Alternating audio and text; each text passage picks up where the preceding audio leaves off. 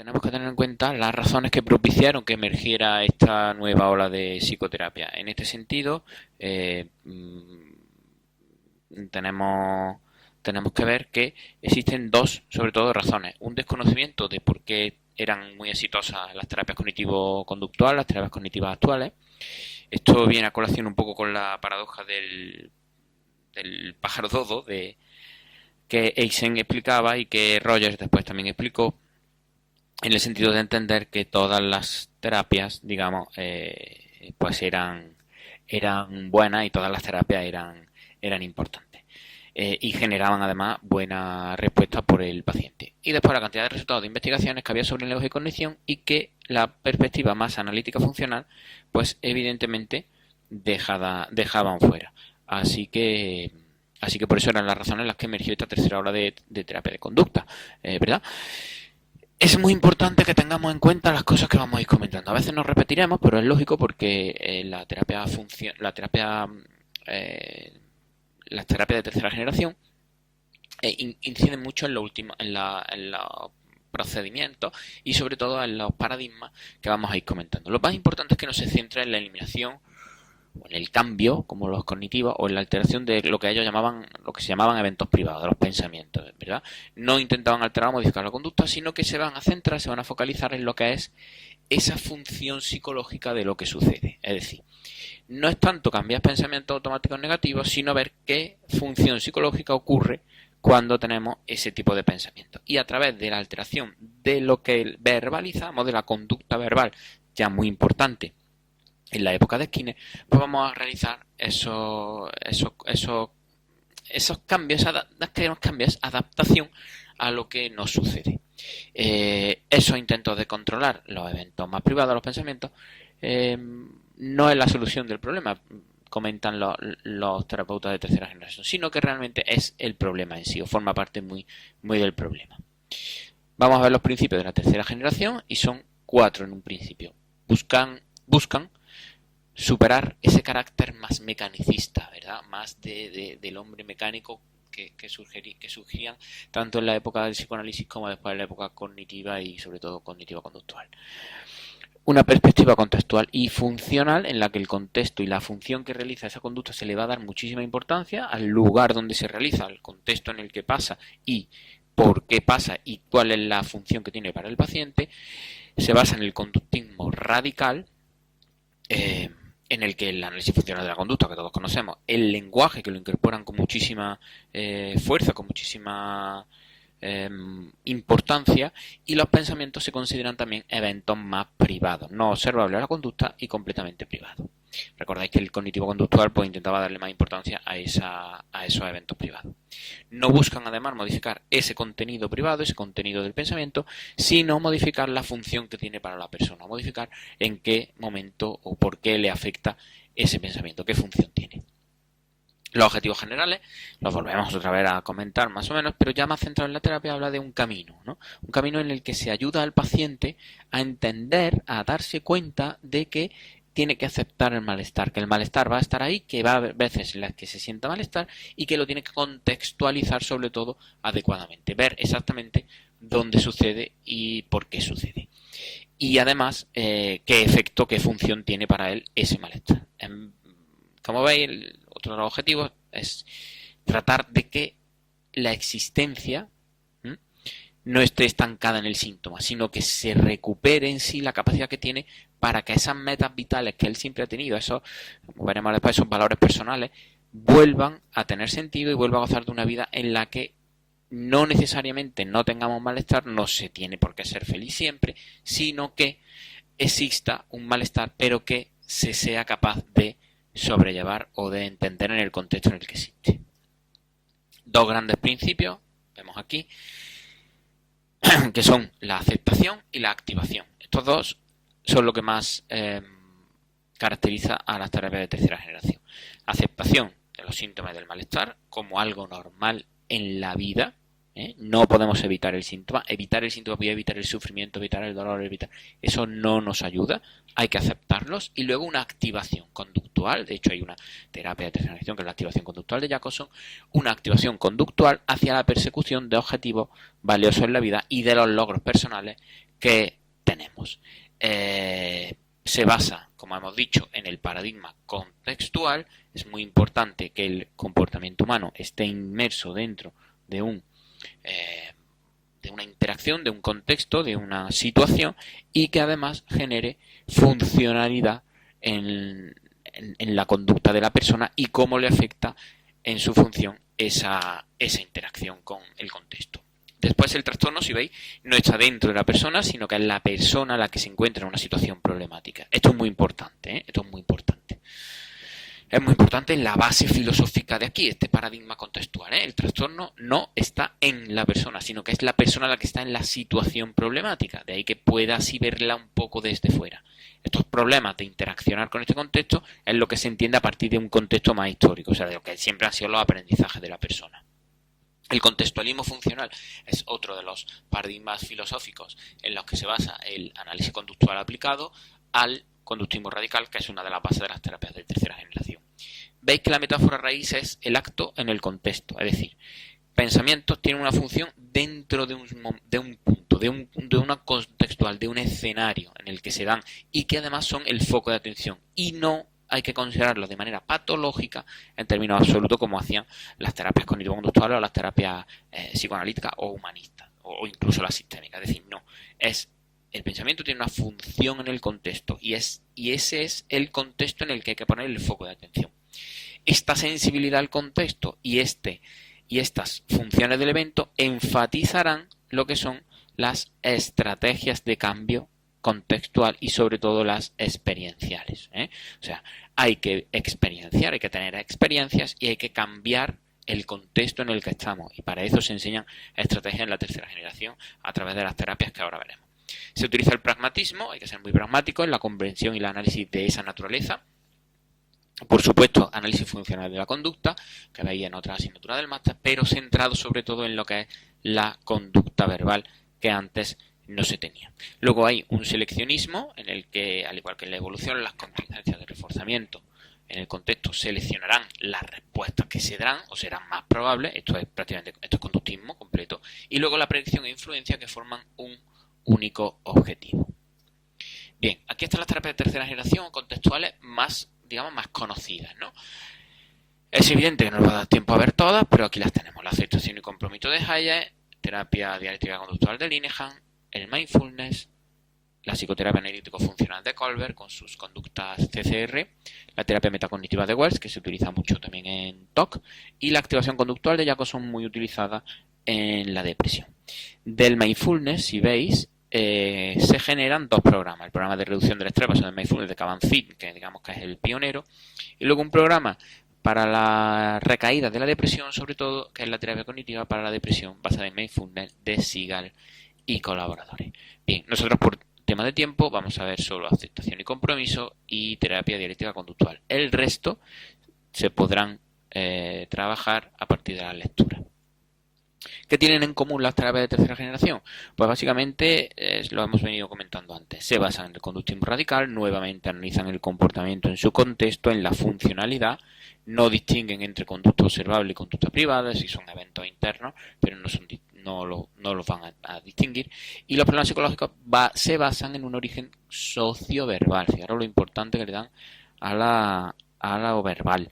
Y luego son experienciales, es decir, hay unas estrategias de cambio que indirectamente van a generar una mejoría en el paciente a través de vivir uno mismo, la experiencia, los sentimientos, todo eso que luego veréis que las personas evitan sentir, evitan experienciar o sentirse partícipes del contexto en el que están por el hecho de que les genera muchísimo malestar. Y a lo mejor con esa evitación lo que consiguen es precisamente aumentar ese malestar. Vamos con la aceptación y compromiso de Hayek, una terapia muy, muy extendida, muy trabajada, muy, muy considerada. Vamos a trabajar primero. Tenemos que entender la categoría común en múltiples trastornos psicológicos para Hayek, que es el autor, y aquí en España Mercamil Luciano, es la evitación experiencial. ¿Qué es la evitación experiencial? Pues es cuando simplemente intentamos controlar o rechazar los eventos privados desagradables. No puedo sufrir, ¿cómo puedo pensar esto? Qué mal estoy, esto no lo puedo pensar, tengo que dejar de pensar así, estoy todo el día pensando en lo mismo. Esos eventos privados que son desagradables, que se asumen socialmente además como naturales, lo que hace es que el sujeto evita todo tipo de experiencia. Es decir, paso de no querer pensar en algo o no querer sentir alguna manera y, por ejemplo, me quedo en la cama todo el día. Genero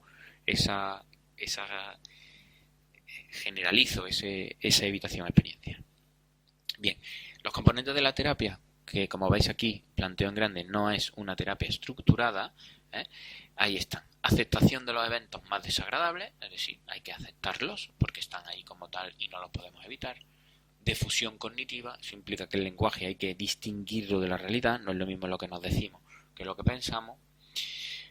Hay que poner al yo en perspectiva, es decir, no me defino por lo que siento, sí, utilizan las metáforas para ello, que ahora las veremos, pero en general las metáforas, por ejemplo, de la casa y los muebles, los que la casa no está definida por los muebles que tiene dentro, esto es lo que entendemos por el yo en perspectiva, no soy lo que siento, el contacto con el momento presente, ya sabéis, la depresión se basa en pensamientos del pasado y la ansiedad en pensamientos del futuro, y aquí en la aceptación de compromiso lo que hay que centrarse es en el momento presente.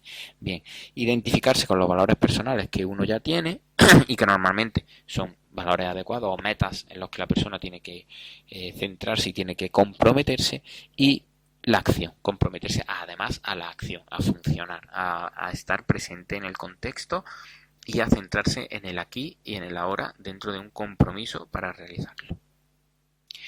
El objetivo básico y primordial es lograr la aceptación de los eventos privados desagradables. Así, el paciente se podrá comprometer con su estilo de vida, que normalmente ha sido congruente antes de tener el episodio, y esos objetivos que él ya tiene y unos valores que vienen intrínsecos a ello. Las técnicas que se utilizan normalmente son las metáforas y las analogías. Son muy conocidas todas estas metáforas y estas analogías que se utilizan. Aquí lo veis representado gráficamente, todo lo que hemos comentado: el estar presente, la dirección guiada, la acción comprometida, el yo como contexto, la difusión cognitiva y la aceptación, que al final lo que forman parte de entender que tenemos una flexibilidad más cognitiva. Bien, aquí tenéis otra de las partes de la ACT, de la acción de compromiso. Bien, arriba veis que se basa sobre todo en la teoría de los marcos relacionales, teoría del lenguaje y de la cognición, que considera las cogniciones como conductas, esta parte de aquí. Ellos hablan de una metáfora del edificio. Tenéis aquí los cimientos como contextualismo funcional, la planta primera, análisis conductual aplicado, la planta segunda, la teoría de los marcos relacionales, y la ACT como terapia, en el que se desarrolla ya la vida plena y valiosa. Y los conceptos centrales, si os recordáis antes, eran en la tercera generación, en general, la aceptación y activación. Aquí va a ser la evitación experiencial, que ya la venimos explicando lo que es, y los valores personales. En la evitación experiencial, si os fijáis, rechaza los sistemas diagnósticos. Da una ineficacia a esa conducta de evitar la experiencia, porque no consigue bienestar. Y facilita un contexto que va a priorizar el bienestar inmediato. Y eso es irreal. El bienestar inmediato es irreal. Si hay malestar, tardará un tiempo en volver a la parte, digamos, equilibrada, la homeostasis, pero no puede existir un bienestar inmediato. Y luego los valores personales, que son la guía de actuación que tiene la persona, y que se refuerzan por la vía verbal de cada uno, y también por las personas que le damos mucha importancia. Esos valores personales habrá que revisarlos con el paciente y normalmente pues se potencian y se vuelven a tener como guía. Bien.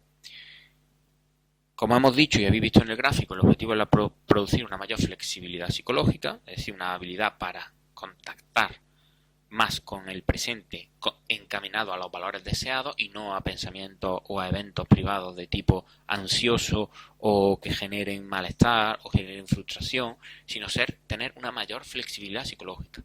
La estructura, como hemos dicho, no es estructurada, es una guía flexible, ¿no? Se plantea formulación del caso con análisis funcional, determinar los valores del paciente y su compromiso con ellos, y luego objetivos terapéuticos. Los 4 componentes básicos, como veis, están todos muy relacionados. Nuevamente aparecen los valores. Tenemos que clarificar esos valores y dar los pasos para que se realicen. La exposición.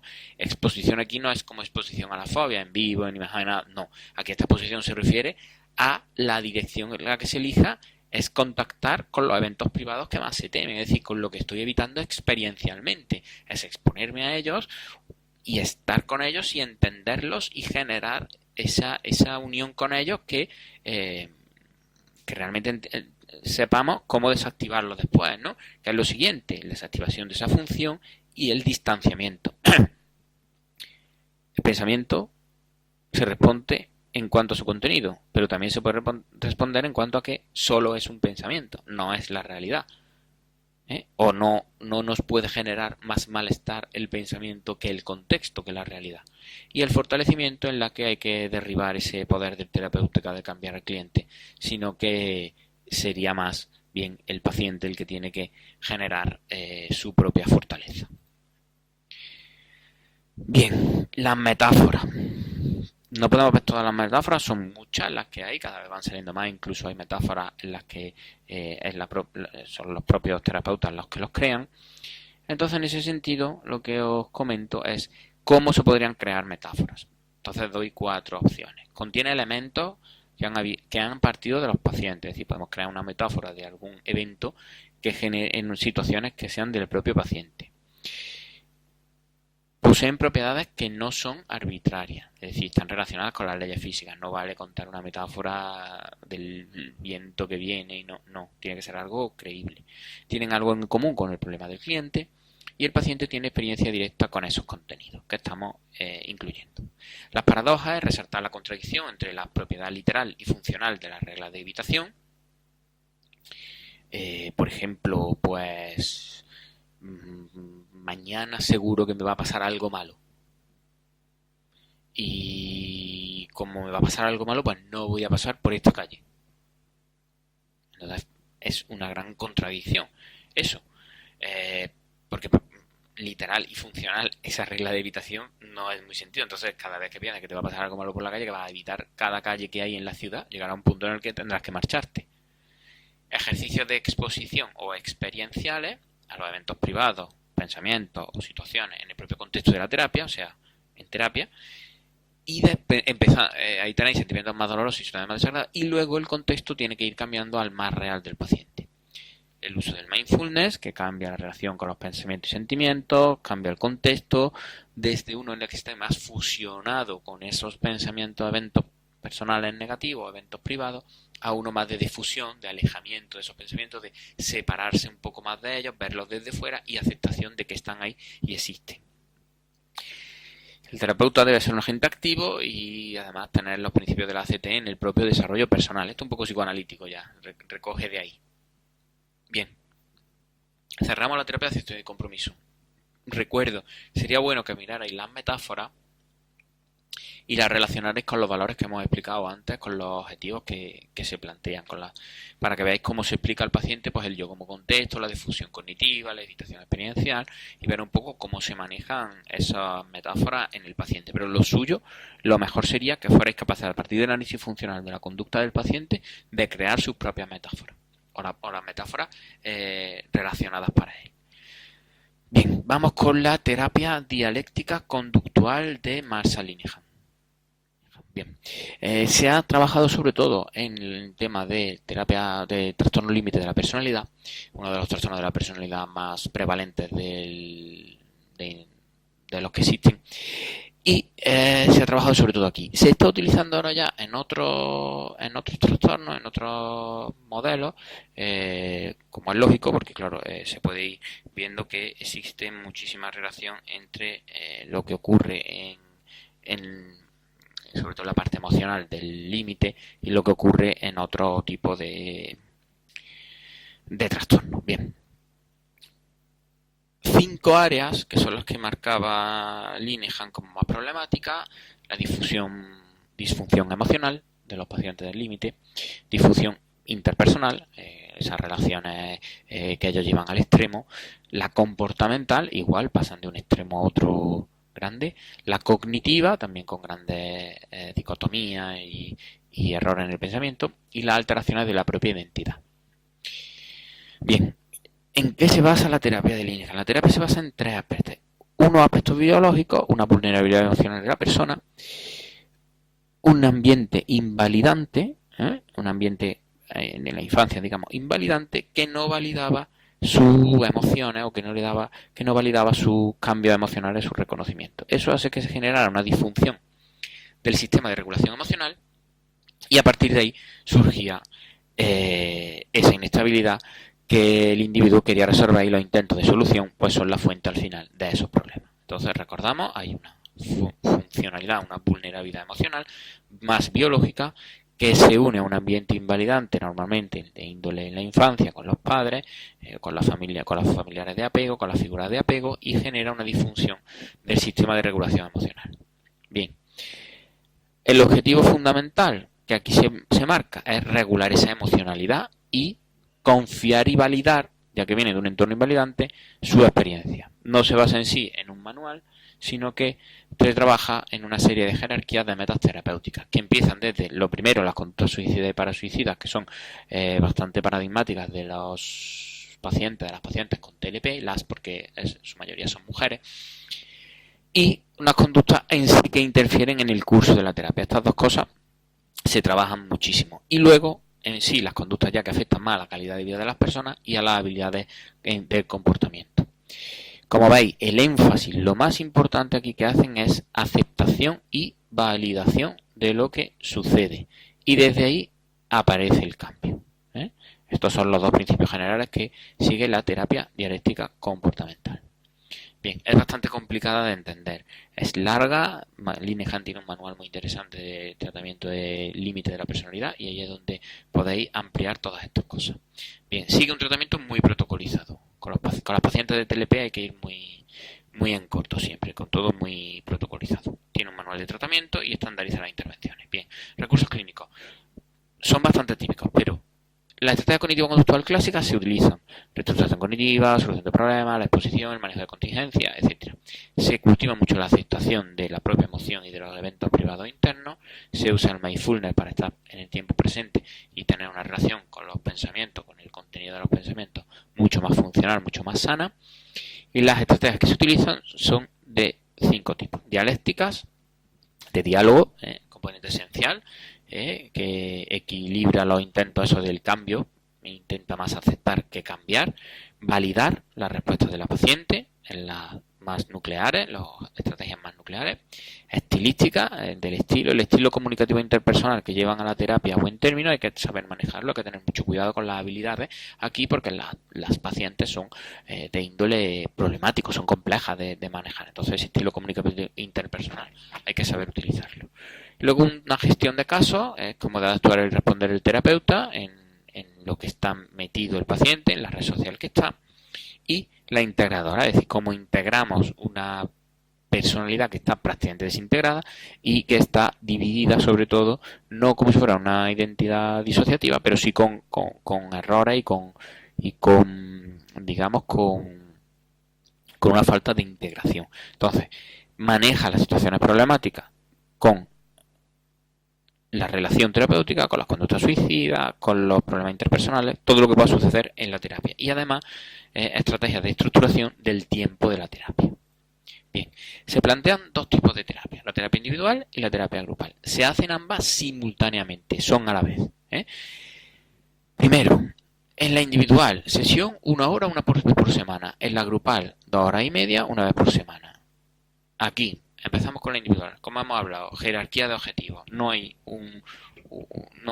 no pasan una fase si no han terminado la otra. Primera fase: conducta suicida para suicida, fundamental. Segunda fase, lo hemos comentado también, las conductas que interfieren. Tercera fase, más arriba ya, calidad de vida, lo que interfiere en la calidad de vida. Última fase, dentro de la fase 1, última parte, aumento mis habilidades cognitivas con la paciente. Fase 2, reducimos los efectos del trastorno de estrés postraumático. Tienen trastorno de estrés porque la lían tanto, las TLP, o sea, forman tal follón y tan historia que tienen traumas sexuales, físicos, emocionales, tienen relaciones sexuales desaforadas, compras, van de un lado a otro, amistades, rompen amistades, ahora te quiero, ahora te odio, todo muy llevado al extremo. Entonces eso les genera muchísimos problemas que hay que reducir. Y por último, aumentar el respeto sobre todo por uno mismo, tiene relación también con las conductas suicidas para el suicida, y los objetivos individuales que el paciente ya trae propio a terapia. Simultáneamente hemos dicho 6-8 pacientes de TLP con 2 terapeutas, pues trabajan lo que son los modelos psicoeducativos. ¿Qué modelos psicoeducativos hay? Son 4 los que plantea Linehan. Y dentro de cada uno de ellos también tiene sus propias técnicas. Es decir, os recomiendo que leáis el manual y que le echéis un vistazo, aunque se incluirá posiblemente en la lectura. Habilidades de atención plena, mindfulness, no siguen un orden, ¿vale? No siguen un orden, pero estas primeras son las primeras que hay que aprender y que derivarán las demás de estas. Pero estas son las primeras que se aprenden, la de atención plena o mindfulness. Después, unas habilidades de eficacia más interpersonal.